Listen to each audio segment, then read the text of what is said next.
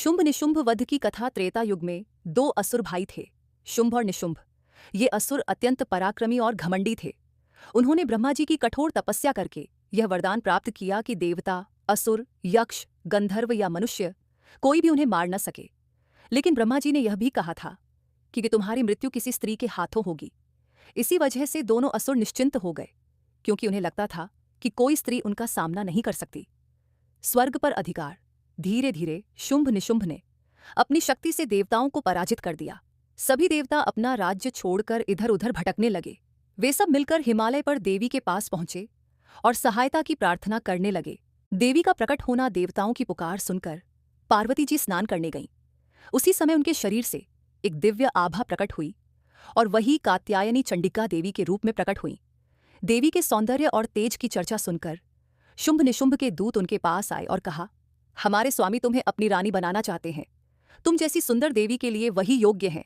देवी ने शांत भाव से उत्तर दिया, तुम्हारे स्वामी यदि सचमुच मुझे पाना चाहते हैं तो पहले वे युद्ध में मुझे पराजित करें। युद्ध का आरंभ यह सुनकर शुंभ निशुंभ ने अपनी असुर सेना भेजी। देवी ने पहले उनके सेनापति धूम्रलोचन का वध किया। फिर देवी के सिंह ने हजारों असुरों को निगल डाला। इसके बाद देवी ने छंड और मुंड नामक दैत्यों का वध किया। जब उनका सिर काटकर देवी को लाया गया तब देवी ने कहा, अब से मुझे चामुंडा नाम से भी पूजा जाएगा। महायुद्ध इसके बाद राक्षस रक्त बीज आया। उसकी विशेषता थी कि उसके खून की हर बूंद से एक नया दैत्य पैदा हो जाता था।